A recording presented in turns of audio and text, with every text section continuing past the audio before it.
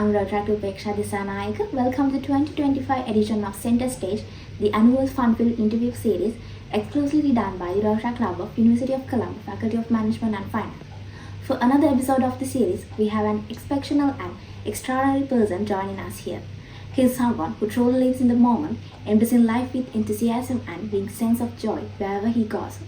He is the Joint Director for Membership Development in the Rotaract District Steering Committee, Rotaract Sharan Balasubramaniyam.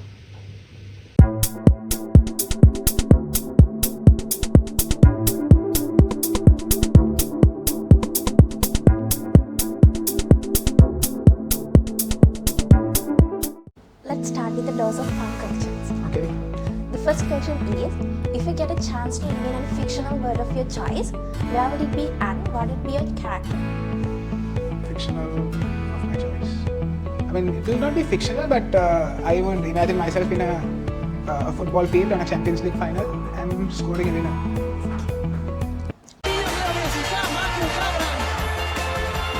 Are you a beach lover or a mountain lover? Beach lover, I hate to walk in mountains. I'm not a hiker. Is it true that you love to travel? Can you name 3 destinations that you would recommend someone to go on a trip? I love to travel, and I know you got that question from my Instagram. So, a fact which others don't know about me, I also happen to have an Indian passport. So, the top 3 travel destinations I would suggest is 1, Shimla, 2 would be Goa for its separate reasons, and 3 would be KL, Kollam. That's nice, interesting. Which club do you think has the prettiest girls?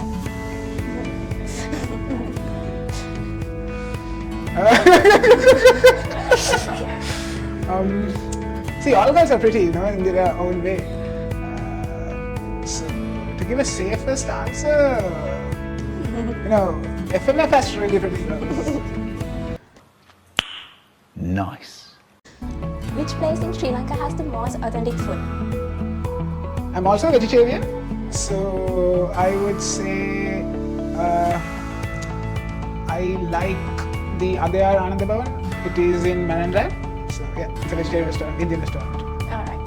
So the next question is, what do you think is the best activity to do on a rainy day? Netflix and sleep.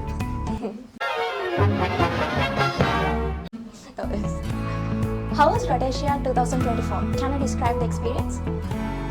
It was a different experience because first time we had a delegation of more than 100 people. So it was a mouthful, but it was also a great opportunity to show to the different, to the other country districts that how strong Sri Lanka is as a district in Rotaract. And yes, it was a fun experience, and we got to flex our muscles about our population. So what's the craziest thing on your bucket list? To do, or which I have done? To do. To do, I would say, is to watch a football match at Stamford Bridge. It is in West London, which is also happened to be my favorite football club's home ground. So yeah, that would be my craziest thing to do, or dream. On a scale of 1 to 10 as a boss, how bossy are you? How? Bossy are you? As a boss, let's give it a 6.75. If you could travel with any 3 people, dead or alive, who would they be and why? Dead or alive, interesting. Yeah, dead or alive. Number 1, Mahendra Singh Dhoni. Okay, I think you all know who he is. Number 2 would be Kumar Sangakkara, so they're alive. And no one is dead, so that's a good thing. Number 3 is, let's say, Didier Drogba. So he is a football player. Just to give some insight on it, he single-handedly stopped the civil war in his own country. It was in Africa, and he is one of a hell of a cat. I love to watch his interviews and videos. So yeah. So with that icebreaker, let's move on to some important questions.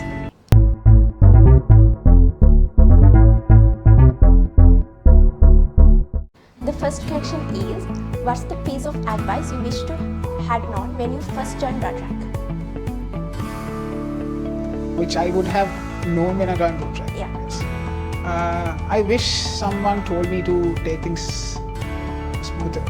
like, don't stress about it, and like it's not like if you can't do it today, there's always a tomorrow. But we've always very stressed about Rotaract, and we treated Rotaract. It's not a bad thing; it's a good thing. But we treated Rotaract in a very serious manner. But Rotaract is supposed to be enjoyed, felt upon, and it's like something to be shared with others, not a burden. So if I had that advice early on in my Rotaract career, I think I am in a good place. But I think I would have been more better. What were your biggest challenge as a Rotaractor, and how did you overcome them? My biggest challenge would be, I'm not that old also, but the recent challenges I would say is to, let's say, be on par and line with the upcoming generation. Like, it's not this person is correct or that person, it's just two different generations, and the ideologies and how they look at things are different. So that would be one area where I would say I would need to improve on, and also that's a challenge I face. And to overcome it, the best way to do it is to step in the field with them, work alongside them hand to hand, and understand how they overcome issues and what is in their head, and also understanding what I can give to them to improve them. How does Rotaract contribute to your personal growth? My life is 90% Rotaract. So I got my job because of a Rotaractor referring me, and after I joined my job, I have almost referred 20 Rotaractors. And right now, the area where I live is very close, approximately for a lot of Rotaractors as well. So I think on a day I spend closely, about from the time I sleep, 80% of my time is with Rotaract and 20% with my family. And also in my apartment there are Rotaractors too. So Rotaract has always played a big part in my life. How can we involve club members in decision-making process related to any development activities? So it's simple.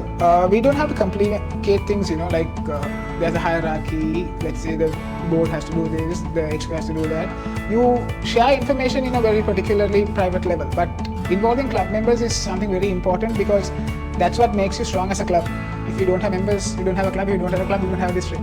So end of the day, they are the root scale of Rotaract. So involving them is very important. How to involve them? It's very easy. You ask them. Because put yourself in a shoe, you go to a Rotaract club, and all of y'all would have been general members. You go for a meeting and then they talk about, we did this project, that project, club service, community service, IS, and then you are just sitting back there with your arms crossed and you're like thinking, okay, they're telling something, this is something which I have to do, this is a place where I have to come to put this in my CV. That's what will be running on a general member's mind. So involving them would be not talking to them as a mass audience. What I would prefer is if you could get one-on-one, or break them into groups and getting their voices heard to I would say, the hierarchy of the club. I think that is what would inspire a general member, and that is how we get them involved. What project or event in Rotaract stand out as your favorite, and why? So there's this project called the International Unveil. You would have heard about it. It's a project. It has stopped from 2020, if I'm not mistaken. So it was an IS project.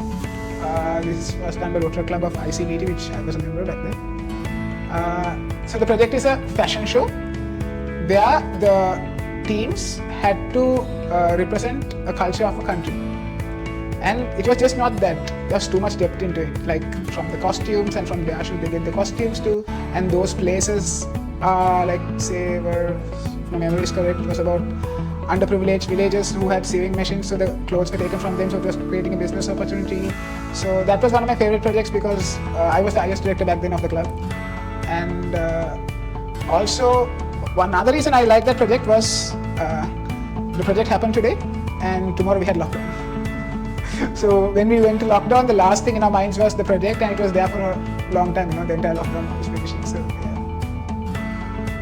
Can you describe the importance of membership development in Rotaract? Before membership development is very important in Rotaract, because members are the roots of a club, and if there is no members, there is no club. If there is no club, there is no district. So it's always important to show attention to the members and making sure their voices are heard. And that is where the membership development team lies. We share knowledges, we do orientations, also we charter new clubs, helping new clubs get chartered. So that is really important when it comes to growth of a district. So membership development is a very critical area. Alright. How How does Rotaract promote diversity and inclusion within its membership and activities? For example, we take Sri Lanka. Let's say tomorrow I need to go to Jaffna. This is actually a thing which has actually happened. So I'm going to Jaffna tomorrow. I don't know anyone there. Let's say I'm someone who's going to Jaffna for the first time. All I need to do, talk to my president. So I'm going to Jaffna. Do you know anyone there? There's around, give or take, 15 clubs in Jaffna, in different sides of the northern zone. Next thing you know, yes, president sends a number. You speak to them, you go there, and you connect. That's how simple and beautiful Rotaract is. And to take the inclusivity part, Sri Lanka is the best example. We have from Kandy, we have from Jaffna, we have from Colombo, and no one is treated differently, everyone is treated the same way. What were your biggest challenge as a Rotaractor? My biggest challenge when I joined was to adapt to the fast-paced environment because back when I joined, we had around close to 70 clubs in Rotaract, and every day there were projects. And I joined as an 18-year-old. 18-year-olds didn't have that much money back then. Even I don't know about now, they do still. So going for projects back and forth was a challenge because let's say you go to a project on Monday, and then Tuesday there's another project which you can't go due to maybe you're tired or you're broke, and then that project club president would be like, Matang, you came for that, you didn't come for this. I mean, they wouldn't mean it, but it was a joke.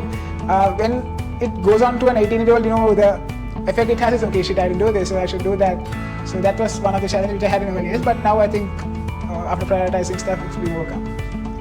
Alright, now let's move on to some games.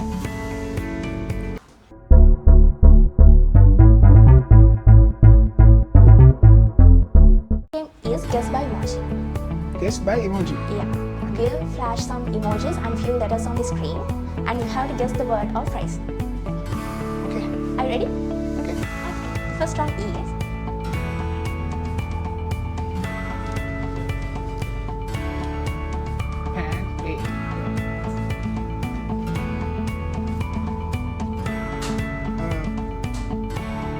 Pan, A, Mama, Panama. yeah, you're correct. First choice five? Ah, shit. The next one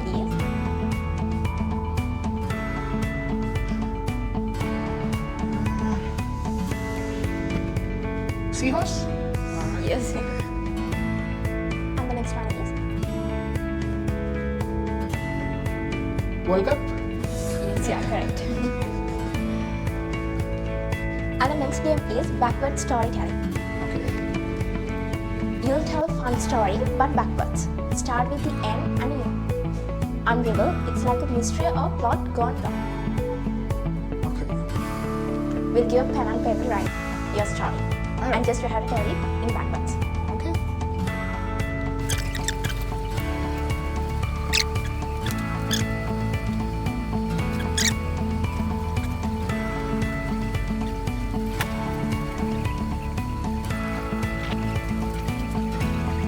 Two 2,000 years later. Are you ready? Yeah, you can try. Okay, so I'm gonna go from down to up. Yeah. Right? This was the day before the flight.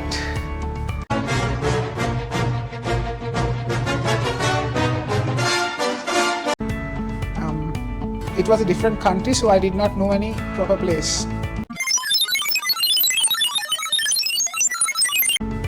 I was hungry and also doing last minute shopping. There was a shop which had lights and had good food items available. There were food emojis, logos and whatnot. But the main menu which was on the screen, not the screen, was a small table. They had something written. It was in different language. Les bidoux Matoka Polano la matoka. So, me being hungry and in search of doing last minute shopping, I by mistakenly walked into it, but by mistake, willingly walked into it just to find out it was an adult club. And this was on Rotaract 2020. It's a famous story for people who knew me back then. So, yeah. And just like that, we wrap up this session here. So thank you for joining today. Thank you for having me.